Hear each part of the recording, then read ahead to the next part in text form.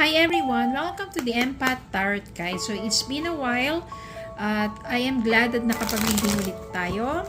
Tignan po natin ang mga mensahe, mga gabay at aral sa buhay, pag-ibig and life in general. Ano kaya ang love connections ito? Ano kaya mababasa natin? Ano kaya yung mga mensahe na yon na magiging gabay sa ating love life or in life, diba? Tignan po natin ang mga lalabas ng mga messages. Ang mga tarot readings po, paalala lang, hindi ito yung nagsasabi ng eksaktong nasa isipan, damdamin ng person mo, o hindi ito yung eksaktong nagsasabi ng iyong kinabukasan. So, these are just insights and mga guidance and mga possibilities. Depende pa rin kasi yan sa energy mo at energy ng person mo. So, these are just insights and guidance. Tignan po natin ang mga messages. Ano kayang love connections ito? Lessons in life and guidance. Spirit guide, send me messages. Anong mga mensahe ninyo? Anong love connections ito? Anong mga gabay? Mga aral sa buhay? Mga nais yung iparating? Mga possibilities sa kanilang mga love life or life, buhay pag-ibig, relationship, friendship. Send me more messages.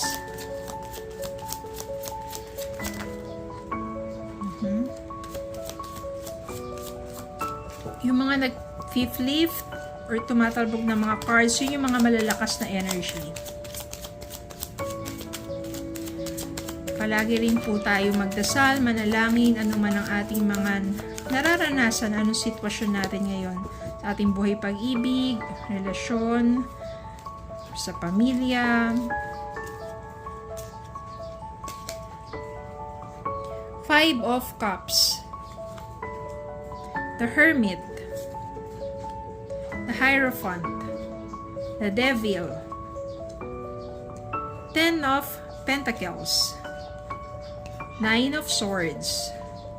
And we have here Four of Swords. Kuha pa tayo, bottom of the deck, Four of Pentacles.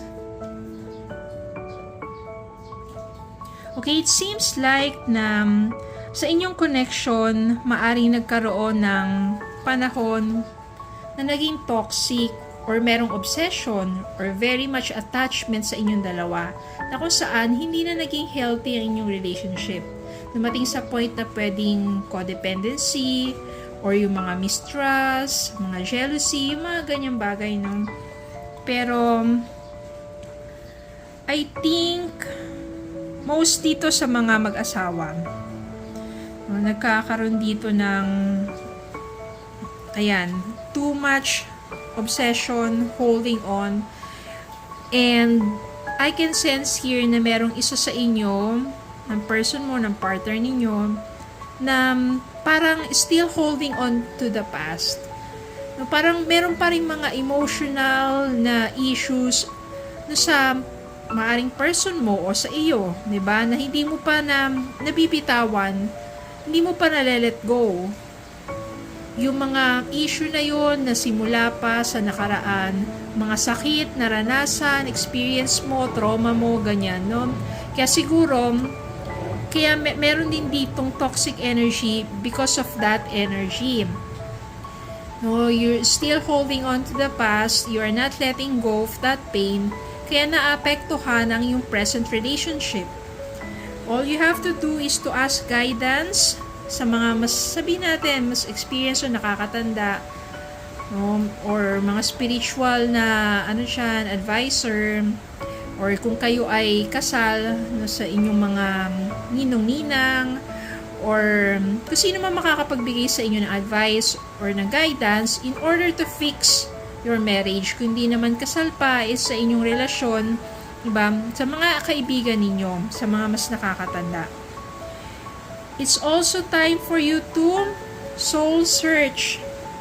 Minsan kasi kapag hindi na nagiging maganda ang takbo ng inyong pagsasama, mas maganda na slow down, quiet, feel the silence, parang mas pakinggan mo muna kung ano yung sinasabi ng damdamin mo, ng isipan mo, And ask guidance, palaging ask guidance from up above, from God. Sino ba ang God natin? Ako ang ginagad ko, syempre, si Lord Jesus Christ. And always ask guidance, ba? Palagi naman sila nandyan, nakikinig lang. Naghihintay lang na lumapit tayo at magsabi. At pakikinggan naman tayo at gagabayan tayo. Darating dito na magkakaroon ka ng peace of mind because you are letting go of that pain, that situation to God. You are allowing that divine guidance take over your problem or your any issues. Gagabayan ka niya, ganun din ang person mo. Ang maganda dito,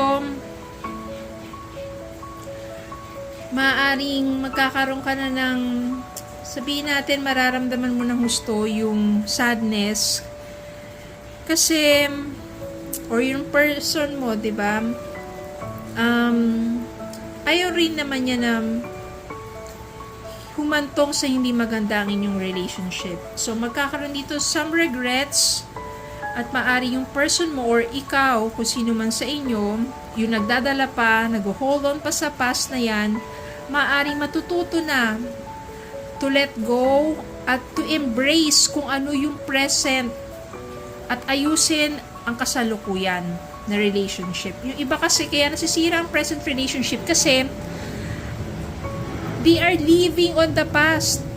Yung mga taong nakapanakit sa kanila, yung nagbigay sa kanila ng pagiging heartbroken, di ba? Doon pa rin sila nakatuon eh. Tapos na nga yun eh. You have to let go of that pain and embrace the new you, the new person that is loving you. Diba? Let go of that pain. Kaya nga ibigay mo na kay Lord. Para hindi ka masyadong nagkakaroon siya ng anxiety or fear or unhappiness. At kapag natutunan mong gawin yon, yung fear of being hurt again, kahit hindi naman nangyayari pa kasi mahal ka nga ng person mo, yung fear na baka lokohin ka, iwan ka ulit na hindi naman nangyayari pa kasi nga mahal ka ng person mo, nasa isip mo lang yun kasi yun yung nakaraang na naranasan mo na dinadala mo pa rin sa present mo, diba? You have to let go of that. Take your rest of that anxiety, let go, trust God. And if this person is the right one for you, who loves you, no matter what your past is, it will end up with this. 10 of Pentacles. No, pagdating sa love, in all aspect actually, it is abundance of love. This culmination of the love. No, yung trust na yun, magkakaroon ng solid foundation. Kumbaga parang yung mga emotional issues na yan, mga burden na yan, maglalaho na lahat yan because you are building a new you with a new person, with a new relationship, with trust. Magkakaroon ng confidence dun sa love na yon, and it will cultivate into a happy and wealthy, healthy relationship. So, ang pinaka, sabihin natin buod sa reading na to is when you are letting go of the past, of that pain, hindi naman sa kalimutan eh, kundi matuto ka na rin to forgive yourself, to forgive that person who hurts you, and to embrace the new person that is loving you.